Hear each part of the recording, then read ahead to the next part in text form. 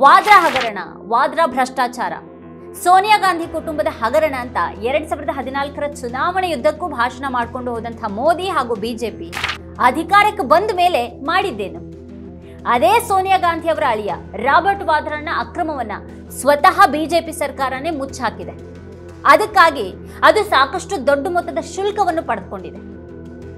BJP ಹೇಳಿದ ಹಾಗೆ ವಾದ್ರಾ ದೇಶಕ್ಕೆ ಮೋಸ ಮಾಡಿದ್ರೆ ಆ ಮೋಸವನ್ನ ಮುಚ್ಚಾಕಿದಂತಹ ಬಿಜೆಪಿ ಮಾಡಿದ್ದೇನಾಗಿದ್ರೆ ಅದು ಮಹಾ ಮೋಸ ಅಲ್ವಾ? ಅಸಲಿಯತ್ತೇನಂದ್ರೆ ಬಿಜೆಪಿಗೆ 170 ಕೋಟಿ ರೂಪಾಯಿ ಸಂದಾಯವಾಗ್ತಾ ಇದ್ದ ಹಾಗೇನೆ ಹರಿಯಾಣದ ಪ್ರಕರಣದಲ್ಲಿ ವಾದ್ರಾಗೂ ಆತನೊಂದಿಗೆ ವ್ಯವಹಾರ ಹೊಂದಿರುವಂತಹ ರಿಯಲ್ ಎಸ್ಟೇಟ್ ಸಂಸ್ಥೆ DLFಗೂ ಕ್ಲೀನ್ ಚೀಟ್ ಸಿಕ್ಕಿದೆ. ಈ ಕಂಪನಿ ಬಿಜೆಪಿ ಬಿಟ್ರೆ ಇನ್ನು ಯಾವುದೇ ರಾಜಕೀಯ ಪಕ್ಷಕ್ಕಾಗಿ ಚುನಾವಣಾ ಬಾಂಡ್ಗಳನ್ನು ಖರೀದಿ ಮಾಡಿದ್ದೇ ಇಲ್ಲ.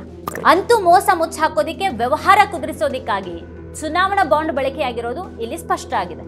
ಮೊದಲು ನಿಯಮ ಉಲ್ಲಂಘನೆಯ ಆರೋಪ, ಆದ್ರೆ ಯಾವಾಗ ಕೋಟಿಗಟ್ಟಲೆ ಹಣ ಹರಿದು ಬಂತು ಆಮೇಲೆ ನಿಯಮ ಉಲ್ಲಂಘನೆ ಆಗೇ ಇಲ್ಲ ಅನ್ನುವಂಥ ಸಮಜಾಯಿಷಿ.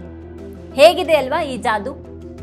ಸ್ವಲ್ಪ ಇಲ್ಲಿ ನಾವು ನೆನ್ಪು ಮಾಡ್ಕೊಳ್ಳೋದಾದ್ರೆ 2018ರ ಸೆಪ್ಟೆಂಬರ್ನಲ್ಲಿ ಹರಿಯಾಣ ಪೊಲೀಸರು ಉದ್ಯಮಿ ಹಾಗೂ ಪ್ರಿಯಾಂಕಾ ಗಾಂಧಿ ಪತಿ ರಾಬರ್ಟ್ ವಾದ್ರಾ ಮತ್ತು real estate company DLF group ಹಾಗೂ ಇತರರ ವಿರುದ್ಧ ಗುರುಗ್ರಾಮ್ನಲ್ಲಿನ ಭೂ ವ್ಯವಹಾರಗಳಲ್ಲಿ ಭ್ರಷ್ಟಾಚಾರ ಮತ್ತು ವಂಚನೆಯ ಕೇಸನ್ನು ಹಾಕ್ತಾರೆ. ಕಾಂಗ್ರೆಸ್ ನಾಯಕಿ ಸೋನಿಯಾ ಗಾಂಧಿ ಅವರ ಅಳಿಯ ವಾದ್ರಾ ಮಾಡಿಕೊಂಡಿದ್ದಂತಹ ಭೂ ವ್ಯವಹಾರಗಳ ವಿಚಾರವನ್ನೇ 2014ರ ಚುನಾವಣಾ ಪ್ರಚಾರದಲ್ಲಿ ಬಿಜೆಪಿ ಪ್ರಮುಖವಾಗಿ ಕಾಂಗ್ರೆಸ್ ವಿರುದ್ಧ ಬೆಳೆಸಿಕೊಳ್ಳುತ್ತೆ ಮತ್ತೆ ಗೆದ್ದು ಬಿಡುತ್ತೆ. ಮೋದಿ ಅವರು ಪ್ರಧಾನಿ ಆದ ಕೂಡಲೇ ರಾಬರ್ಟ್ ವಾದ್ರಾ ಮಾಡಿರುವಂತಹ ಭ್ರಷ್ಟಾಚಾರ ಪ್ರಕರಣದ ಸಮಗ್ರ ತನಿಖೆ ನಡೆದು ಅವರು ಜೈಲಿಗೆ ಹೋಗ್ಬೇಕಾಗಿತ್ತು. ಆದ್ರೆ ಆಮೇಲೆ ಸದ್ದಿಲ್ಲದೆ ಆದದ್ದೇ ಬೇರೆ. ಇಡೀ ಕೇಸ್ ಅಚ್ಚರಿಯ ತಿರುವನ್ನ ಪಡೆದುಕೊಂಡು ಬಿಡುತ್ತೆ. ಭೂ ವ್ಯವಹಾರಗಳಲ್ಲಿ ಯಾವುದೇ ಅಕ್ರಮ ನಡೆದಿಲ್ಲ ಅಂತ 2023ರ ಏಪ್ರಿಲ್ನಲ್ಲಿ ಹರಿಯಾಣ ಬಿಜೆಪಿ ಸರ್ಕಾರ ಹೈಕೋರ್ಟ್ ಮುಂದೆ ಹೇಳುತ್ತೆ.